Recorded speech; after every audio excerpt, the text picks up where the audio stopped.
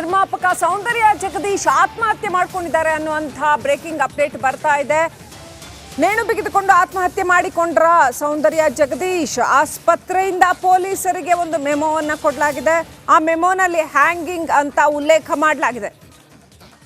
ಹೃದಯ ಸ್ತಂಭನದಿಂದಾಗಿ ಮೃತಪಟ್ಟಿದ್ರು ಅಂತ ಕುಟುಂಬಸ್ಥರು ಮಾಹಿತಿಯನ್ನು ಕೊಟ್ಟಿದ್ರು. ಆದರೆ ಆತ್ಮಹತ್ಯೆ ಮಾಡಿಕೊಂಡಿದ್ದಾಗಿಯೂ ಕೂಡ ವದಂತಿ ಹರಡಿದೆ. ಯಾವುದು ಸತ್ಯ ಅನ್ನೋದು ಇನ್ನಷ್ಟೇ ಗೊತ್ತಾಗಬೇಕಾಗಿದೆ. ಬೆಂಗಳೂರಿನ ಸುಗುಣ ಆಸ್ಪತ್ರೆಯಲ್ಲಿ ಅವರ ಮೃತದೇಹವನ್ನು ಇಡಲಾಗಿದೆ.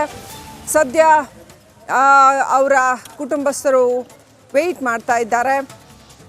ಅಪ್ಪು ಪಪ್ಪು ರಾಮಲೀಲಾ ಸಿನಿಮಾದ ನಿರ್ಮಾಪಕ ಸೌಂದರ್ಯ ಜಗದೀಶ್ ಇತ್ತೀಚೆಗಷ್ಟೇ ಪುತ್ರಿಯ ಮದುವೆ ಕೂಡ ಮಾಡಿದ್ರು. ಯಾವ ಕಾರಣಕ್ಕಾಗಿ ಹೀಗೆ ಮಾಡಿಕೊಂಡ್ರು, ಏನು ಅವ್ರಿಗೆ ಸ್ಟ್ರೆಸ್ ಇತ್ತಾ, ಏನಾಯಿತು ಅನ್ನೋಂಥದ್ದು ಇನ್ನಷ್ಟೇ ಗೊತ್ತಾಗಬೇಕಾಗಿದೆ. ಸಂಪೂರ್ಣವಾದ ಮಾಹಿತಿ ಇನ್ನಷ್ಟೇ ಬರಬೇಕಾಗಿದೆ. ಹೃದಯ ಸ್ತಂಭನದಿಂದಾಗಿ ಮೃತಪಟ್ಟಿದ್ದು ಅಂತ ಈ ಹಿಂದೆ ಕುಟುಂಬಸ್ಥರು ಮಾಹಿತಿಯನ್ನು ಕೊಟ್ಟಿದ್ರು. ಇದೀಗ ನೇಣು ಬಿಗಿದುಕೊಂಡು ಆತ್ಮಹತ್ಯೆ ಮಾಡಿಕೊಂಡಿದ್ದಾರಾ ಅನ್ನೋಂಥ ಅನುಮಾನ ವ್ಯಕ್ತವಾಗಿದೆ. ಪ್ರತಿನಿಧಿ ನಾಗರಾಜ್ ಕನೆಕ್ಟ್ ಆಗಿದ್ದಾರೆ. ನಾಗರಾಜ್, ಸೌಂದರ್ಯ ಜಗದೀಶ್ ಅವರು ಒಂದ್ ಕಡೆ ನೇಣು ಬಿಗಿದುಕೊಂಡು ಆತ್ಮಹತ್ಯೆ ಅಂತ ಸುದ್ದಿ ಬರ್ತಾ ಇದೆ, ಮತ್ತೊಂದ್ ಕಡೆ ಹೃದಯ ಸ್ತಂಭನ ಅಂತ ಏನಾಗಿದೆ, ಆಕ್ಚುಲಿ ಏನು ಅಪ್ಡೇಟ್ ಇದೆ?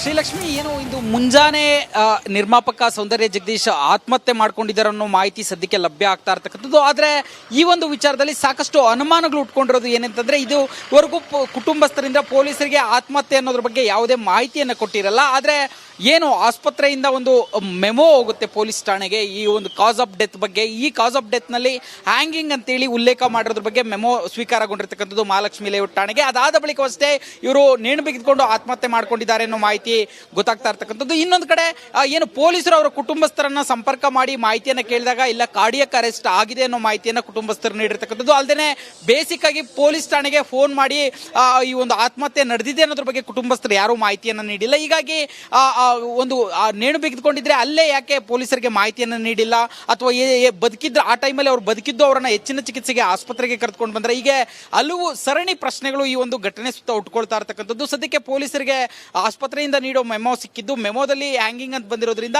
ಈಗಷ್ಟೇ ಇನ್ನ ಪೊಲೀಸರು ಪ್ರಕರಣದ ಬಗ್ಗೆ ತನಿಖೆಯನ್ನ ಶುರು ಮಾಡುವಂತದ್ದು. ಶ್ರೀಲಕ್ಷ್ಮಿ, ಇವತ್ತು ಕಾಂಗ್ರೆಸ್ ದೇಶದ ಜನ ಇವತ್ತು ಮರ್ತೋಗಿದ್ದಾರೆ ಕಾಂಗ್ರೆಸ್ ಪಕ್ಷದ ಬಗ್ಗೆ.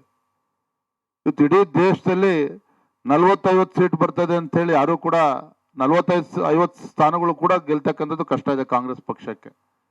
ಅಂತಲ್ಲಿ ಪೊಳ್ಳು ಭರವಸೆಗಳನ್ನ ಕೊಡೋದ್ರ ಮೂಲಕ ಇವತ್ತು ತಮ್ಮ ಮ್ಯಾನಿಫೆಸ್ಟೋನ ಕಾಂಗ್ರೆಸ್ ಪಕ್ಷ ಇಟ್ಟಿರ್ತಕ್ಕಂಥದ್ದು ಒಂದ್ ಕಡೆ ಆದ್ರೆ, ನಮ್ಮ ಭಾರತೀಯ ಜನತಾ ಪಾರ್ಟಿ, ನಮ್ಮ ಹೆಮ್ಮೆಯ ಪ್ರಧಾನಮಂತ್ರಿ ನರೇಂದ್ರ ಮೋದಿಜಿಯವರು ದೇಶದ ಉಜ್ವಲ ಭವಿಷ್ಯದ ದೃಷ್ಟಿಯಿಂದ ಒಂದು ಸಂಕಲ್ಪ ಪತ್ರವನ್ನ ಈ ದೇಶದ 97 ಕೋಟಿ ಮತದಾರ ಮುಂದೆ ಇಟ್ಟಿದ್ದಾರೆ. ಹಾಗಾಗಿ ನಿಜವಾಗ್ಲೂ ಕೂಡ ಈ ಅಂಬೇಡ್ಕರ್ ಜಯಂತಿಯ ಸಂದರ್ಭದಲ್ಲಿ ಒಂದು ಉತ್ತಮ ಸಂದೇಶವನ್ನು ಪ್ರಧಾನಮಂತ್ರಿಗಳು ನೀಡಿದ್ದಾರೆ ಅಂತಕ್ಕಂಥದ್ದು ನನ್ನ ಭಾವನೆ.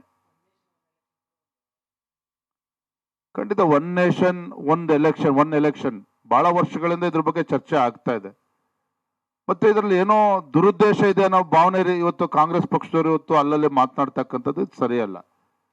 ಎಷ್ಟು ಸಾವಿರಾರು ಕೋಟಿ ಇವತ್ತು ಪೋಲ್ ಆಗ್ತದೆ ಇವತ್ತು ಚುನಾವಣೆ ಸಂದರ್ಭಗಳಲ್ಲಿ, ಮತ್ತು ಎಷ್ಟು ಸಮಯ ವ್ಯರ್ಥ ಆಗ್ತದೆ. ಎಲ್ಲವುದನ್ನು ಕೂಡ ಗಮನದಲ್ಲಿ ಇಟ್ಕೊಂಡು ಒಂದು ದೂರದೃಷ್ಟಿತ್ವ ಇರತಕ್ಕಂಥ ಒಂದು ಚಿಂತನೆಗಳೊಂದಿಗೆ ಒನ್ ನೇಷನ್ ಒನ್ ಎಲೆಕ್ಷನ್ ಇರ್ಬೋದು, ಮತ್ತೆ ಎಲ್ಲ ಯೋಜನೆಗಳು ಎಲ್ಲವೂ ಕೂಡ ದೇಶದ ಒಳಿತಿಗೋಸ್ಕರ ಇವತ್ತು ನಮ್ಮ ನರೇಂದ್ರ ಮೋದಿಜಿಯವರು ತಮ್ಮ ಸಂಕಲ್ಪ ಪತ್ರದೊಂದಿಗೆ ಮುಂದಿಟ್ಟಿದ್ದಾರೆ ಅಂತಕ್ಕಂಥದ್ದು ಬಹಳ ಗಮನಿಸಬೇಕಾಗಿರ್ತಕ್ಕಂಥ ವಿಚಾರ. ನಮಸ್ಕಾರ.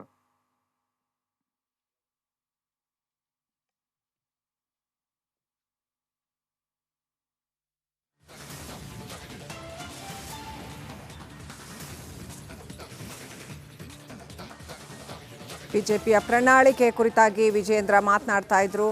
ಯಾವ ರೀತಿಯಲ್ಲಿ ಮೋದಿ ತಂದಿರತಕ್ಕಂಥ ಈ ಪ್ರಣಾಳಿಕೆ ಭಾರತವನ್ನು ಅಭಿವೃದ್ಧಿ ಪಥದತ್ತ ಶರವೇಗದಲ್ಲಿ ಕೊಂಡೊಯ್ತದೆ ಅನ್ನೋದನ್ನು ಹೇಳ್ತಾ ಇದ್ರು. ಅದು ಮಹಿಳೆಯರಿಗೆ ಅವ್ರು ತರ್ತಾ ಇರ್ತಕ್ಕಂಥ ಕೊಡುಗೆಗಳಿರಬಹುದು, ಅಥವಾ ಯುವ ಸಮೂಹಕ್ಕೆ ಅವ್ರು ಕೊಡ್ತಾ ಇರ್ತಕ್ಕಂಥ ಕೊಡುಗೆಗಳಿರಬಹುದು, ಹಾಗೆಯೇ ರೈತರಿಗೆ ಅವ್ರು ಕೊಡ್ತಾ ಇರ್ತಕ್ಕಂಥ ಕೊಡುಗೆಗಳು, ಉದ್ಯೋಗ ಸೃಷ್ಟಿಯ ಭರವಸೆ ಇರಬಹುದು, ಉಚಿತವಾಗಿ ಕೊಡ್ತಾ ಇರ್ತಕ್ಕಂಥ ಅಕ್ಕಿ, ವಿದ್ಯುತ್, ಇವೆಲ್ಲದರ ಬಗ್ಗೆ ಮೋದಿ ಪ್ರಣಾಳಿಕೆಯ ಬಗ್ಗೆ ವಿಜೇಂದ್ರ ತಮ್ಮ ಹೆಮ್ಮೆಯನ್ನು ವ್ಯಕ್ತಗೊಳಿಸಿದರು.